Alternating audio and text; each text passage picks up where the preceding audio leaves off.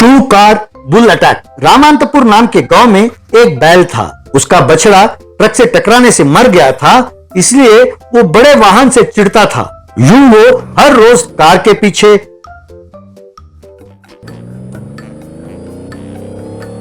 बस के पीछे और ट्रकों के पीछे दौड़ता रहता था, पर धीरे जाने वाले वाहनों को वो कुछ नहीं कहता था। वाहन तेज जाते तो उसे बहुत गुस्सा आता था। रामांतपुर के पास ही विकासपुर नाम के गांव में श्रीवत्सा नाम का एक धनवान का बेटा रहता था। उसे कार का बहुत शौक था, इसलिए वो मैकेनिक को पैसे देकर उससे अलग अलग किस्म के कार बनवाता था, पर इस बात को राज रखकर सबसे यही कहता था कि ये कार उसी ने तैयार किया है और अपनी बड़ाई करता रहता था।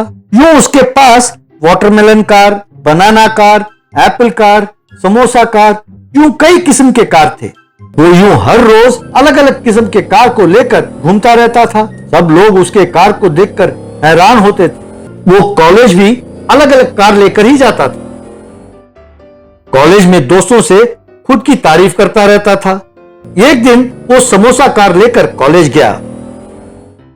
वहां अपने दोस्तों से, देखा ये कार, परसों जब मैं समोसा खा रहा था तब ये आइडिया आया, इसीलिए ये समोसा कार बनाया। इसे बनाने में बहुत मेहनत लगी है भैया, और इनसे इसके स्पेयर पार्ट्स मंगवाया। जानते हो, समोसा शेप के बॉडी मोल्डिंग जापान से मंगवाया था, कहकर डींगे मारने लगा। ये सुनकर दोस्तों ने ताली बजाई। इतना ही नहीं, जहां कहीं भी ऑटो शो होता था, अपने कारों को ले जाकर उनका प्रदर्शन करता था और इनाम भी जीतता रहता था। एक बार एक एग्जीबिशन में उसे पहला इनाम देकर, कंग्रेचुलेशंस मिस्टर श्रीवत्सा, तुम जैसे होनहार व्यक्तियों की इस देश को बहुत जरूरत है। इतने किस्म के कारों को तुम अकेले ही किसी की सहायता के बिना तैयार कर रहे हो, ये तो आश्चर्य की बात है। Really it is great. मैं आशा करता हूं कि तुम आगे भी ऐसे कई और कार तैयार करोगे। Thank you very much sir, मुझे और मेरे कारों को प्रोत्साहित करने के लिए धन्यवाद। बस उपाय आने की देर है। मैं खुद ही बिना किसी के मदद के इन कारों को बनाता रहता हूँ। मुझमें ये हुनर कैसे आया, ये तो बस भगवान ही जानता है। सब उसी की मेहरबानी है। ये सुनकर वहां उपस्थित लोगों ने खुशी से ताली बजाई। ये सब टीवी पर देख रहे मैकेनिक और उसके परिवार के सदस्य बहुत दुखी हुए। ये क्या पिताजी, कार बनाया आपने और इनाम वो ले जा रहे हैं? ये तो गलत है। आपकी काबिलियत दुनिया को पता। यही तो मैं भी कह रही हूँ, पैसे भी तो पूरे नहीं दे रहा है। हमारे पास पैसे होते तो ऐसे कई कार बनाकर बेच सकते थे ना। सब अपनी किस्मत है, कहकर दुखी हो रही थी। जोर से ना बोलो, ये बात अगर बाहर गई तो उसे बहुत गुस्सा आ जाएगा। तो जो 4 पैसे मिल रहे हैं वो भी जाएंगे। कृपा करके इसकी चर्चा कहीं ना करना। अगले दिन शेड के पास श्रीवत्सा, अरे लड्डू, इस बार मुझे एक बढ़िया आइडिया आया है। इस बार शू कार बनाना होगा। उसे देखकर लोग दंग रह जाएंगे। बोलो कितना खर्चा होगा? बहुत जल्दी बनाकर देना होगा, क्योंकि अगले हफ्ते ही कंपटीशन है। भैया, उसे इतनी जल्दी बनाना मुश्किल है। 5 लाख का खर्चा होगा। ठीक से बताना मुश्किल है। वैसे परसों स्टेज पर आप मेरा नाम कम से कम अपने असिस्टेंट के तौर पर भी नहीं लिया। ये क्या है भैया? क्या तुम आफ्टर ऑल एक मैकेनिक हो? तुम्हारा नाम स्टेज पर घोषित करूं? गनीमत है कि हार पहनाकर आरती उतारने को नहीं कहा। आइडिया का आना जरूरी है, बनाना कौन सा मुश्किल है। 5 लाख किस लिए? 2 लाख में बना दो। मेरे पैसे लूटना चाहते हो क्या? कहकर उसे पैसे देकर चला गया। उसके जाने के बाद मैकेनिक, अरे तो ये तो एहसान भी नहीं मानता। मैं ये कह रहा हूँ कि 5 लाख खर्चा होगा और ये मुझे 2 लाख में बनाने को कह रहा है। हर बार कम पैसे देता है, ऊपर से पैसे मुझे डालने पड़ते हैं। अब ऐसा नहीं होगा, इसे सबक सिखाना होगा। ये सोचकर उसने शू कार बनाया। यूं वो कार चलाता हुआ जाकर श्रीवत्सा को लेकर पड़ोसी गांव रामांतपुर पहुंचा। वहां एक सड़क पर कुछ दूरी पर वो बैल था। भैया, आप सोच रहे होंगे कि इस गाड़ी को टेस्ट करने के लिए इस गांव में क्यों लेकर आया हूं। अपने गांव वालों ने यदि इसे देख लिया तो इसका मॉडल सबको पता चल जाएगा, इसीलिए ट्रायल रन यहाँ बंदोबस्त किया है। इस बार इंजन का स्पीड भी टेस्ट कर लीजिए। मैंने इसे ऐसा सेट किया है कि 2 सेकंड में 100 किलोमीटर का रफ्तार पकड़ेगा। ये आप ट्राई कीजिए। यूं उसे स्टार्ट करके चलाया तो वो तेजी से जाने लगा। यूं वो बैल के सामने तेजी से जाने लगा। तो बैल भड़क गया और उसका पीछा करने लगा। वो यूं पीछे पीछे भाग रहा था और दौड़ते हुए आकर कार को जोर से सींग मारा तो कार उछलकर दूर जा गिरा। गड्ढे में गिरकर कार चकनाचूर हो गया। यह देखकर गांव वाले हंसने लगे। बाद में मैकेनिक बैंक मैनेजर से मिला और अपने बारे में सब कुछ बताकर लोन की गुजारिश की। यूं बैंक से मिले लोन से कई किस्म के कार बनाकर बेचते हुए खुशी खुशी रहने लगा। Potato chips machine. एक गांव में चंकी पांडे नाम का बंदा रहता था। वो बहुत दिमाग वाला था, पर वो ज्योतिष शास्त्र के ऊपर यकीन बहुत करता था। एक ज्योतिष उसे तू 1 साल में किंग बनेगा बोलने से वो काम धंधा छोड़ के बेकार घूमने लगा। चंकी पांडे का बाप मनीष पांडे उस गांव में आलू चिप्स बनाता था। एक दिन मनीष पांडे चंकी पांडे से, रे साल में तू किंग कैसे बनेगा रे? वो बेवकूफ कोई बोला तो तू उस पे यकीन करेगा? मेहनत करके चिप्स बेचकर तुझे इंजीनियर बनाया तो तू नौकरी नहीं करेगा बोल रहा है? तेरे ऊपर बहुत सारी उम्मीदें हैं बेटा मेरे। हमारे गांव के फैक्ट्री का मालिक तुझे अच्छी सी नौकरी देगा बोल रहा है। ये ज्योतिषी का पागलपन छोड़कर नौकरी में जाके भर्ती हो जा रहा है। क्या मैं फैक्ट्री में जॉब करूं?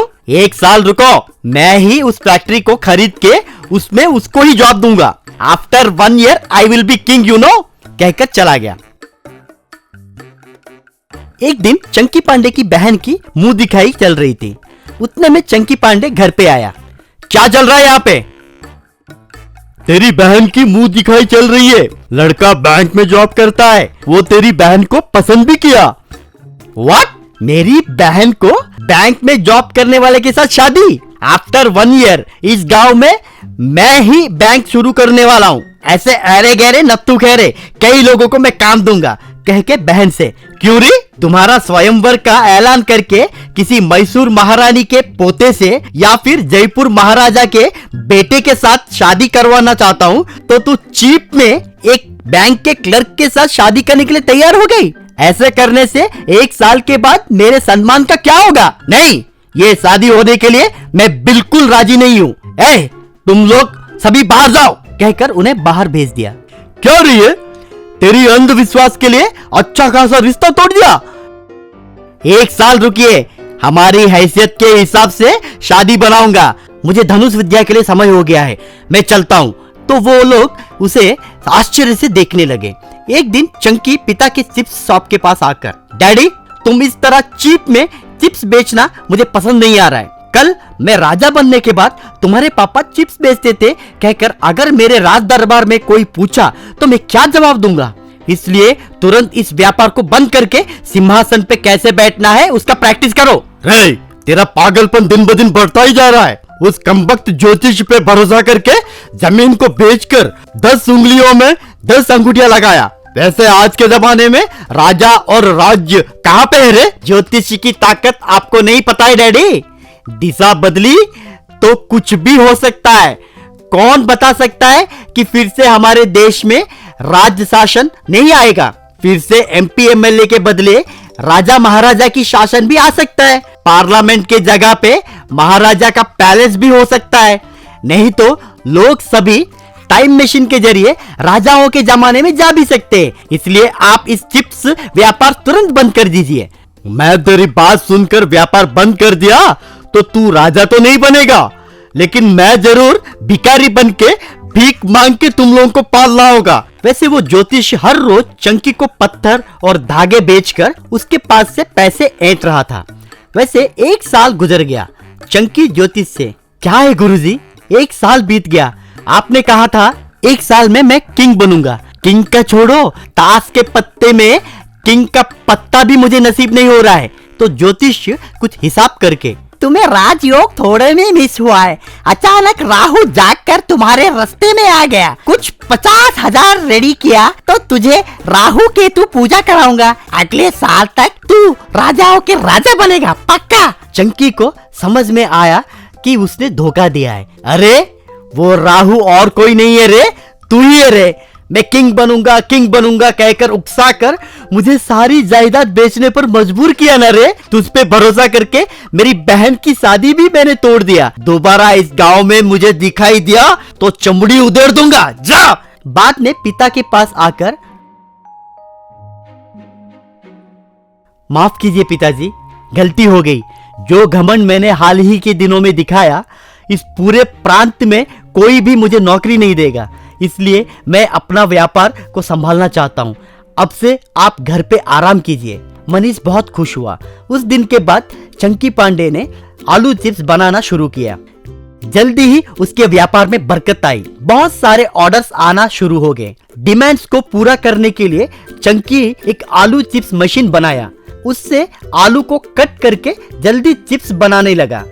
उससे उसका व्यापार 10 गुना बढ़ा। कुछ दिन के बाद चंकी उस बैंक क्लर्क को क्षमा मांगकर उससे अपनी बहन की शादी धूमधाम से किया। मनीष बहुत खुश हुआ।